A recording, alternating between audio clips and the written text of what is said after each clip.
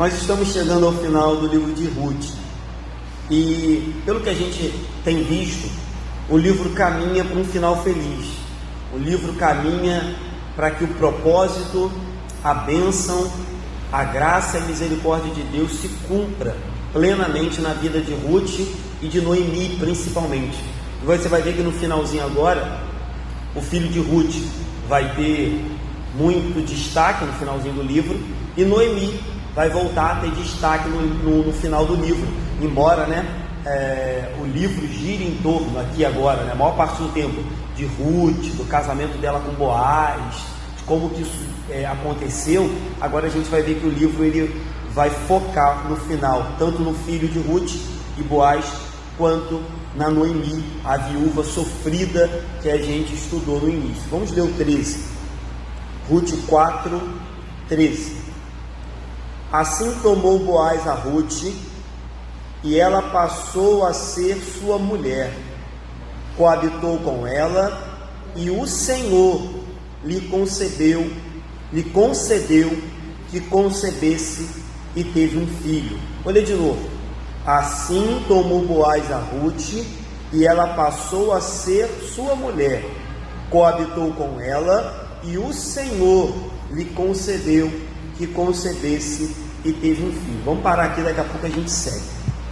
Nós vimos semana passada que Boaz fez todo um trâmite judicial para casar com Ruth. Ele subiu à porta da cidade, sentou, chamou umas testemunhas, chamou os anciãos, que naquela época era tipo um júri, não tinha cartório, eu falei isso aqui, não tinha fórum. Ele vai e fala para o camarada: olha aí, tu vai querer comprar a terra de Noemi? Aí o cara fala: quero comprar. Ele fala: mas se comprar a terra, tem que casar com Ruth. Aí o camarada fala: não, casar eu não quero. Aí ele fala: então não pode. Aí o camarada fala: então fica para tu. Aí Boaz faz todo o trâmite judicial e casa. Terminando esse trâmite judicial, o texto diz que ele tomou Ruth para si como sua mulher, e só então o texto diz: coabitou com ela. Coabitou é a expressão usual do Antigo Testamento para falar de relações sexuais. Já tinha falado isso aqui, que embora esse casamento seja estranho, a maneira como Ruth chegou até Boaz de madrugada, deitou no pé dele, seja estranho, a gente não pode usar esse texto para alegar nenhum tipo de casamento estranho ou relação anterior ao casamento, porque fica muito claro que eles só coabitaram, só tiveram relações após o casamento.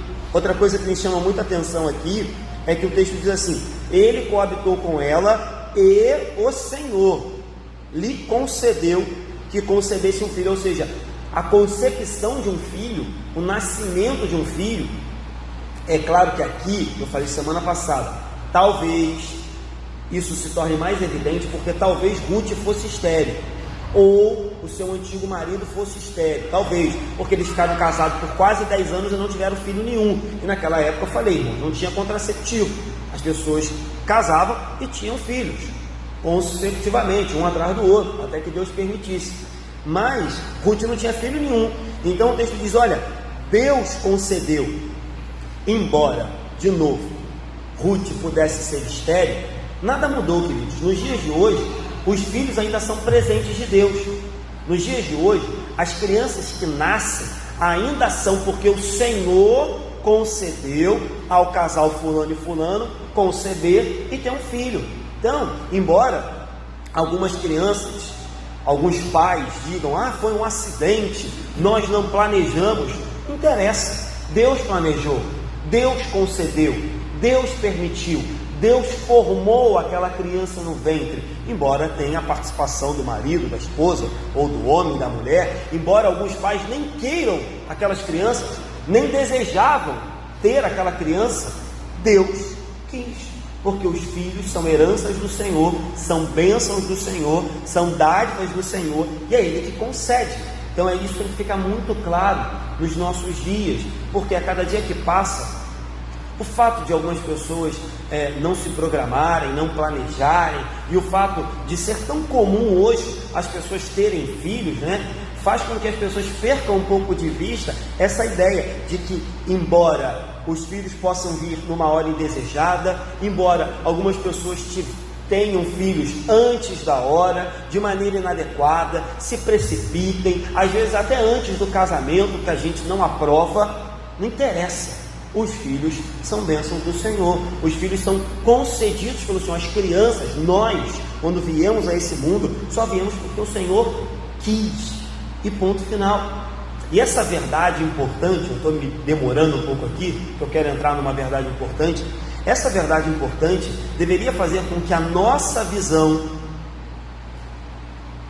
com que a nossa postura com relação ao aborto fosse extremamente, e aí eu vou dizer, intolerante. É isso mesmo, intolerante. A ideia de que, independente se é antes do casamento, se é depois, se foi planejado, se não foi, se o contraceptivo falhou, se o anticoncepcional deu errado, se você esqueceu um dia, não importa. As crianças são concebidas porque o Senhor quis. Então, tendo isso como verdade, qualquer ideia, qualquer postura, qualquer hipótese de aborto deveria ser abominável para um cristão. Qualquer suposição de matar, e essa é a minha ideia, matar uma criança deveria ser horrível. Os números, a gente já falou um pouco sobre isso aqui na escola dominical, são muito díspares, eles são muito inflacionados, mas enfim, todo mundo concorda que no mundo, são milhões, não é 1.000, 100, milhões de crianças são abortadas a cada ano. E aí o que eu vou dizer que é muito duro, irmãos, mas em alguns momentos é necessário ser duro. Muitos são os abortos, alguns espontâneos, outros mediante remédio, aonde a mulher tem apenas um sangramento. Tem apenas um sangramento e acontece aquele aborto. Uns espontâneos, sofreu uma queda, passou mal, descolou placenta, sei lá. Outros tomam um remédio e há um sangramento. Mas há um estágio do aborto, meu irmão, e aí de novo, talvez eu vou te chocar aqui, mas esse é o propósito. Há um estágio do aborto, onde se coloca uma pinça de ferro dentro da mulher e se arranca a criança parte a parte, membro a membro. Se desfaz uma criança como se fosse um câncer. Se arranca braços, pernas, tronco, se corta dentro do ventre. E isso para a gente deveria ser motivo de ojeriza, de horror, de repúdio. E por que eu estou falando isso? Sim, porque tem um monte de crente que relativiza o aborto. Tem um monte de igreja, tem um monte de cristão sendo influenciado pela mídia, pela faculdade, pelo mundo, que concebe, que aceita, que naturaliza. E aí deixa eu fazer um parênteses aqui e dizer que eu não estou aqui também afirmando que isso é um pecado imperdoável, tá? Já contei isso aqui, inclusive, por anos eu aconselhei uma senhora que teve a infelicidade de, na juventude, cometer um aborto, e ela não se perdoava, ela carregava essa culpa por muitos anos, e eu cansei de falar para ela, olha, Deus já te perdoou, embora isso seja abominável. Então eu não estou dizendo aqui que é imperdoável, tá, irmão? Estou dizendo aqui que a gente tem que crucificar, botar no paredão, as pessoas que o fazem. Mas não podemos, em hipótese alguma. E aí, deixa eu me alongar também aqui um pouco mais e dizer alguns argumentos. Alguns dirão, pastor, mas até que nasça não é vida. Há controvérsias. Primeiro porque a ciência, a medicina, desde sempre, de um tempo para cá, a ideologia mudou, mas a medicina sempre entendeu que a partir do momento que há uma concepção, a partir do momento que há uma relação, a partir do momento que o espermatozoide entra em contato com o óvulo, ali há vida, ponto final. Mas as coisas foram andando, os tempos foram mudando e começou a haver uma discussão acerca de enquanto não nasce não é vida, enquanto não nasce não é ser humano, então pode matar. Embora, repito, muitos médicos e cientistas ainda defendam que a vida começa na hora da concepção, ainda que não fosse vida, vamos supor, que saísse uma notícia dizendo, olha, os médicos chegaram a um consenso que enquanto não nasce não é ser humano. Não me importa o que os médicos dizem, não importa o que a minha Bíblia diz. A minha Bíblia diz que no ventre, João Batista, quando sentiu Jesus no outro ventre, glorificava, que o ventre de Isabel tremia, quando Jesus chegou perto com Maria no ventre.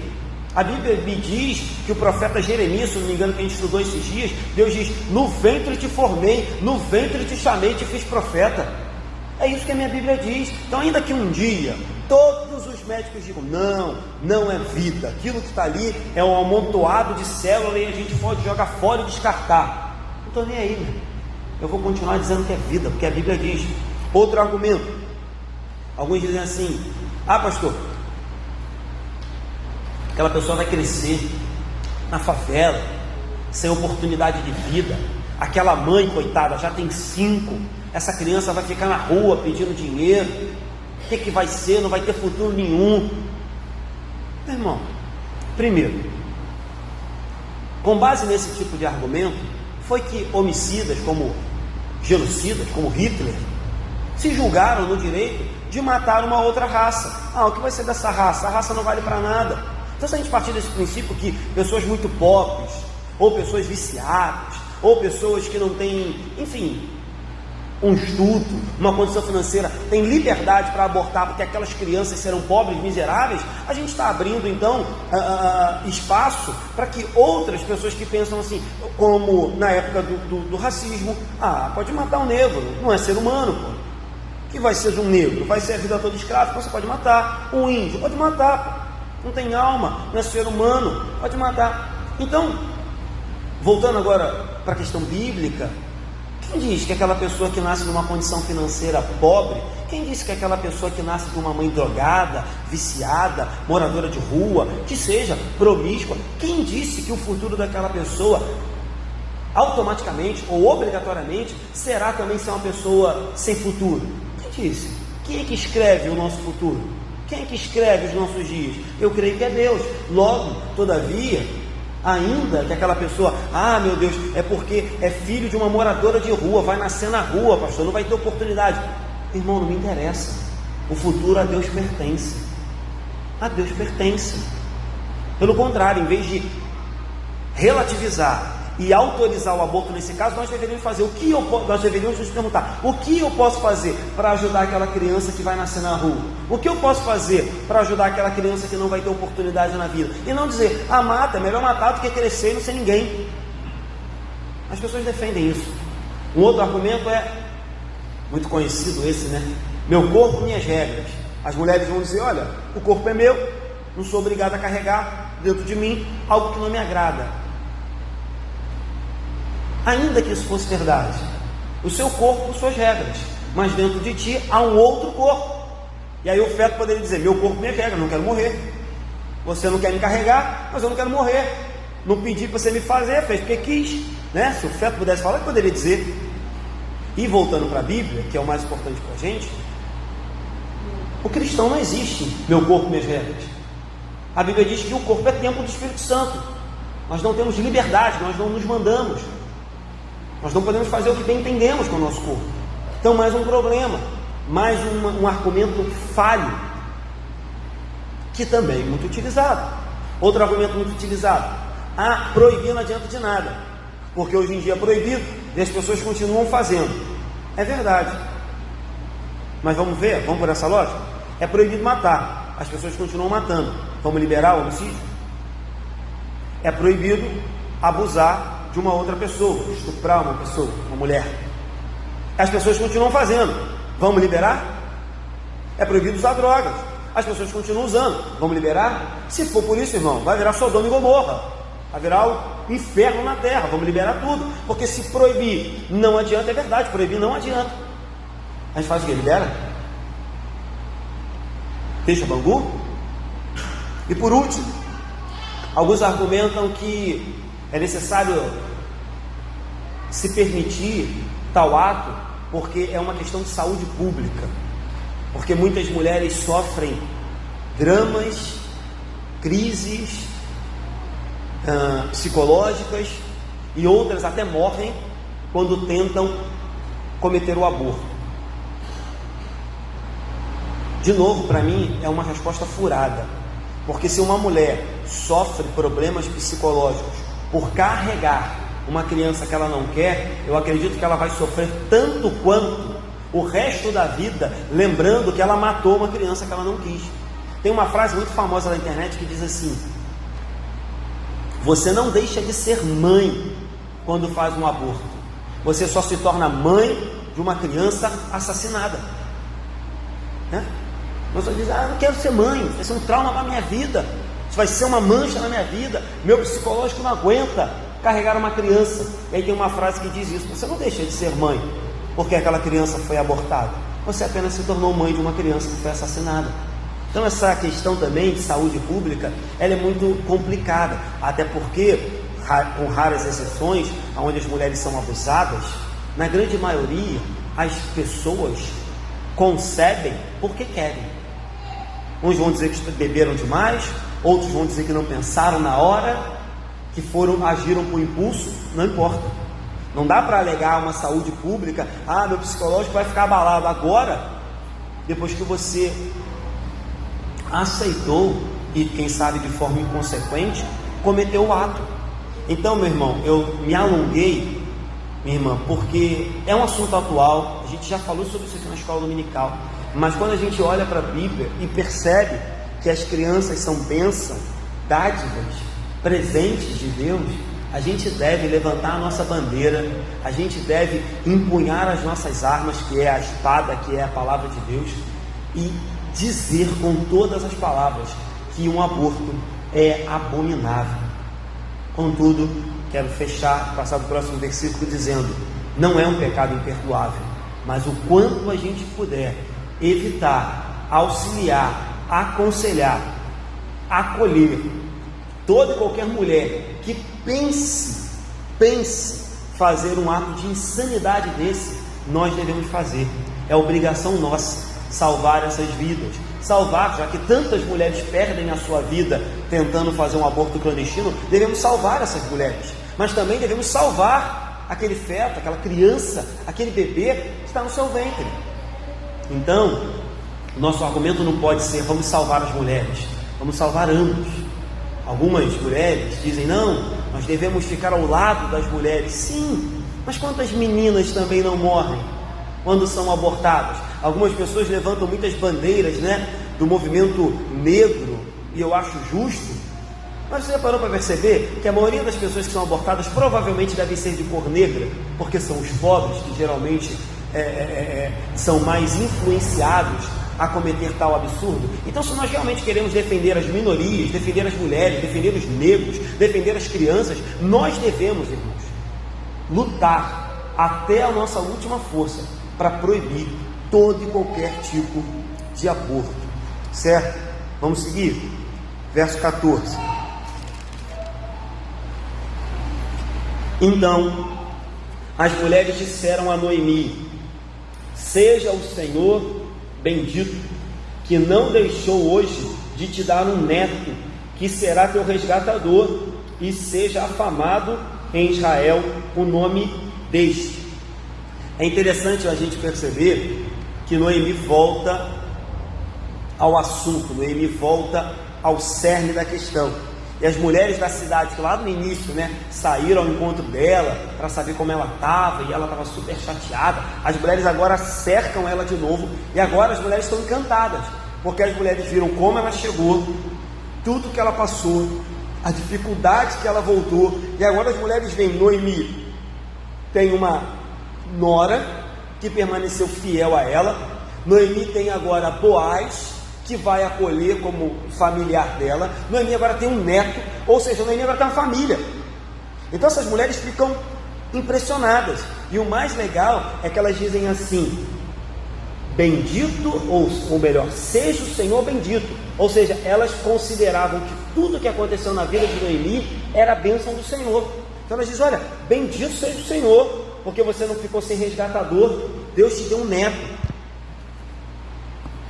Eu falei aqui desde o início do livro, quero retornar: Deus é o governador de todas as coisas.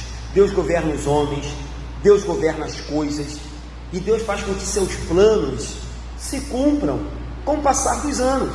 Assim sendo, esse livro, do início até o final, vem mostrando Deus movendo céus e terras para que a vida de Noemi, de Ruth e da família dela seja transformada. E agora a gente chega num ponto onde a gente pode afirmar de novo: Deus é o personagem principal desse livro. Noemi tem destaque, Ruth tem destaque, Boaz é importante, mas a pessoa principal desse livro é Deus.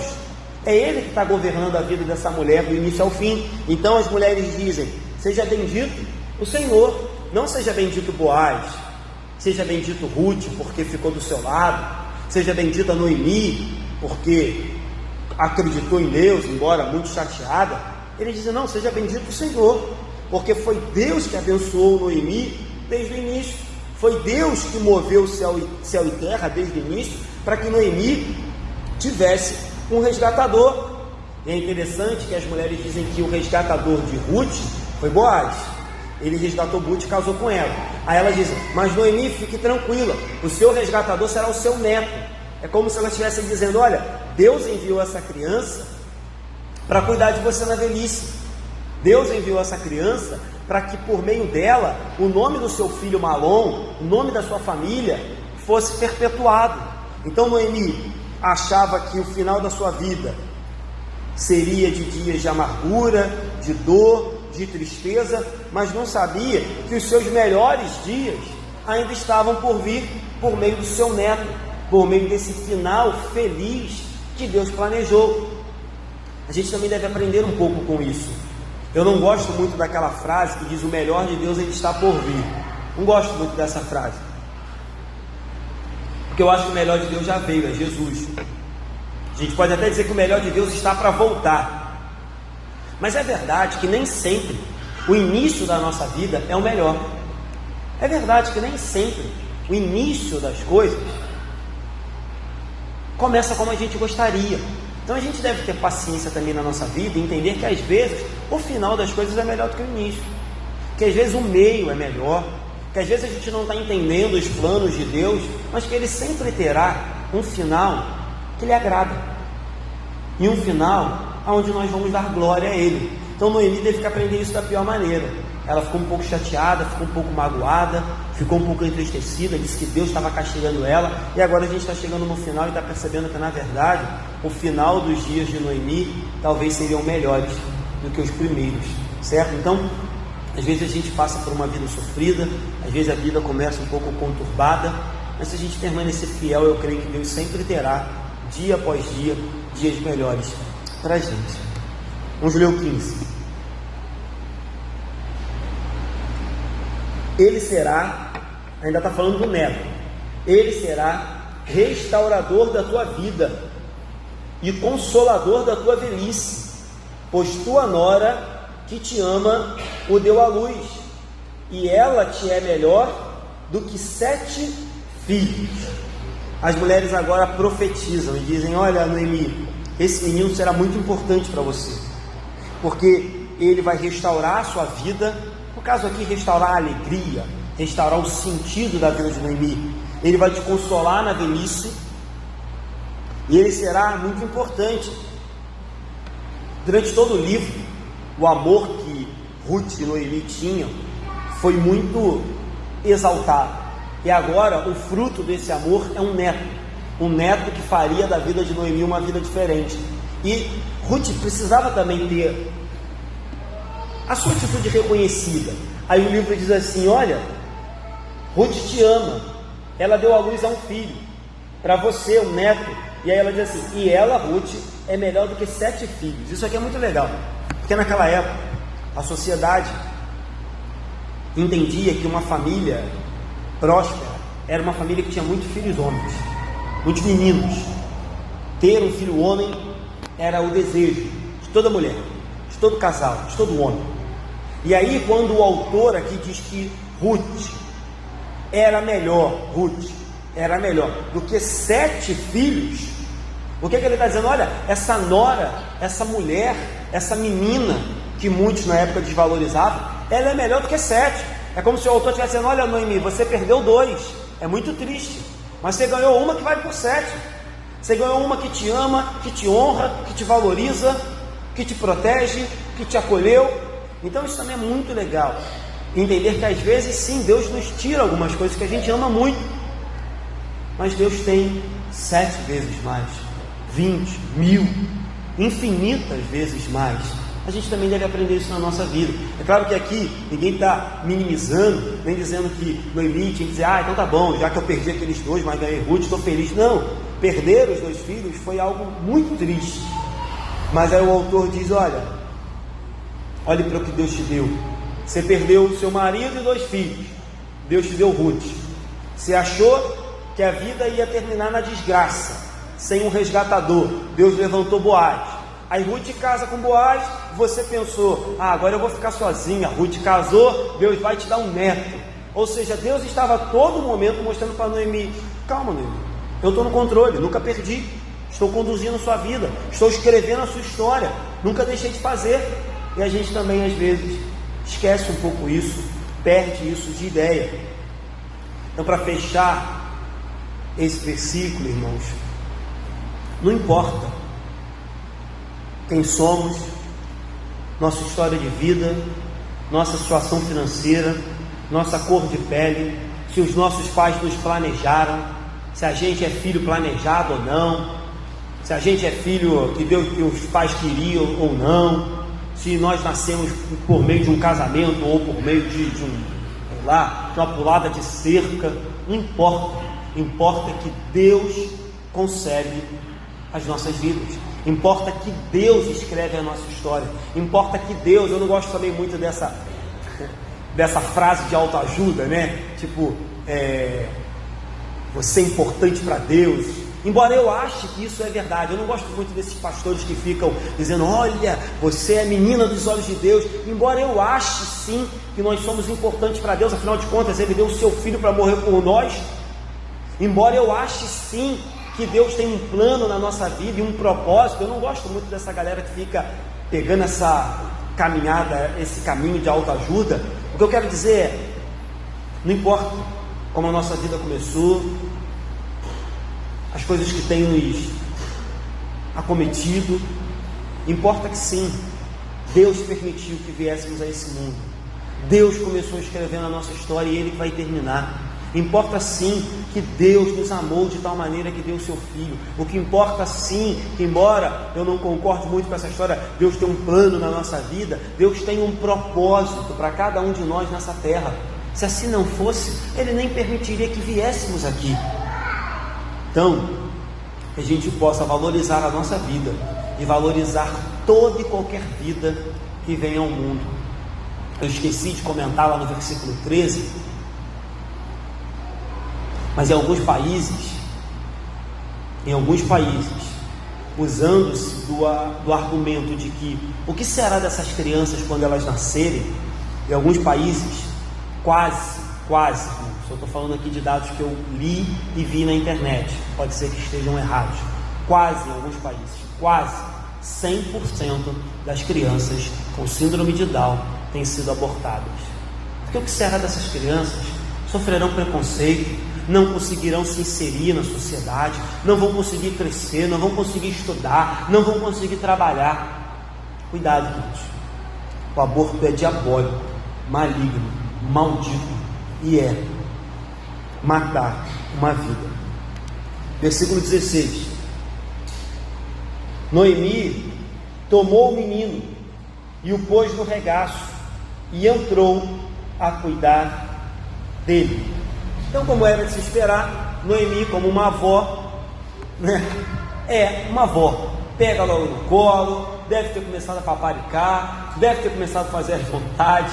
Noemi toma como se filho dela fosse, e como eu disse semana passada, indiretamente, era seu neto, porque essa criança, ela daria sequência ao nome de Malom, filho de Noemi que morreu. Então, se a gente for levar o pé da letra, esse menino não era neto de Noemi, mas segundo a lei daquela época, e o coração de Noemi, que é isso que importa, é isso que a gente diz, pai é quem cria, vó é quem cuida, mãe é quem cria, ela se sentiu vó, e vó era dessa criança. Então ela entra com aquela criança em casa, e como eu disse, Noemi achava que ia ter uma vida final amarga, como ela disse, não me chame de Noemi, me chame de Mara, eu sou amarga, e ela está terminando a sua vida em família. Achou que passaria a vida sozinha, e agora ela tem nora, genro, Boaz, tem neto, tem uma casa para cuidar. Noemi entendeu que Deus não lutava contra ela, mas lutava a favor dela. A gente já falou sobre isso no livro, que Deus continuamente está trabalhando ao nosso favor e não contra a gente, mesmo que a gente não entenda o que Deus está fazendo. E lá, 17. As vizinhas lhe deram um nome. E aí, olha que outra coisa estranha. As vizinhas que deram o nome para a criança. Você reclama dos seus vizinhos, que eles são fofoqueiros? Nessa época aqui eles davam até nome para os filhos. Vamos lá. As vizinhas lhe deram o nome, dizendo: a Noemi nasceu um filho. Olha que outra coisa estranha. Lá no versículo 14, no 14 não. No versículo 14, eu acho que diz que ele era neto. Isso, no versículo 14 diz: olha, você ganhou um neto. Aí no versículo 17, as vizinhas associam esse menino como se fosse um filho para Noemi. Ah, como entender isso, pastor? De novo, provavelmente é porque as mulheres associavam que esse menino, ele assumiria o lugar de Malom, filho de Noemi que morreu, e daria sequência na família de Noemi. Ele daria sequência no nome, no sobrenome da família de Noemi. Então elas dizem: olha, as vizinhas lhe deram o nome dizendo: a Noemi nasceu um filho, eles chamaram Obed, este é o pai de Jessé, pai de Davi. Então a gente entende aqui que Ruth era bisavó de Davi. Ruth era mãe de Obed, Obed era pai de Jessé, que era pai de Davi. Então, se eu não estou fazendo os cálculos errados, Ruth era bisavó de Davi. É impressionante como é que Deus está escrevendo a história do povo dele. É impressionante como é que Deus pegou uma família destruída, desestruturada, desacreditada e está traçando a história do povo de Israel e a nossa história. Deus está escrevendo a história não só de uma família, Deus está escrevendo a história do seu povo. E a gente também, às vezes, pensa: Deus está escrevendo a minha história, né? A gente acha que, eu falei isso, que o mundo gira em torno do nosso umbigo. Deus está escrevendo a minha história. Meu irmão, Deus está escrevendo a história da glória dele, e a gente faz parte. Deus está escrevendo a história do filho dele. Deus está escrevendo a história do final de todas as coisas, do reino dele, e nós fazemos parte dessa história. Às vezes a gente fica um pouco, arrogante. Não, Deus está escrevendo a minha história. Tá sim, mas a sua história é secundária. Deus está escrevendo a história dele, a gente faz parte. Então Deus levanta esse menino chamado Obed. Talvez Ruth e Boaz, não sei se era um costume, mas talvez eles ficaram tão impressionados como é que aquelas mulheres se importaram, né? Elas profetizaram aqui, elas oraram, dizendo: olha, esse menino vai ser restaurador da tua vida, ele vai ser consolador. Elas falavam no 14: esse menino vai ter um nome afamado em Israel. Então talvez Ruth e Boaz vendo aquilo, falando: olha, elas estão tão interessadas, elas estão tão amorosas, vamos botar esse nome deles, vamos aceitar essa sugestão de Obed. Mas o mais importante é saber que Obed seria o avô do maior rei de Israel, o rei Davi. Vamos lá, para a gente terminar de 18 a 22.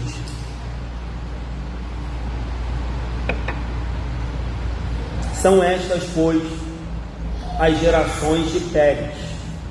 Pérez gerou a Esrom, Esrom gerou a Rão, Rão gerou a Aminadab, Aminadab gerou Nasson, Nasson gerou Salmão, Salmão gerou Boaz, Boaz gerou Obed, Obed gerou Jessé, e Jessé gerou Davi.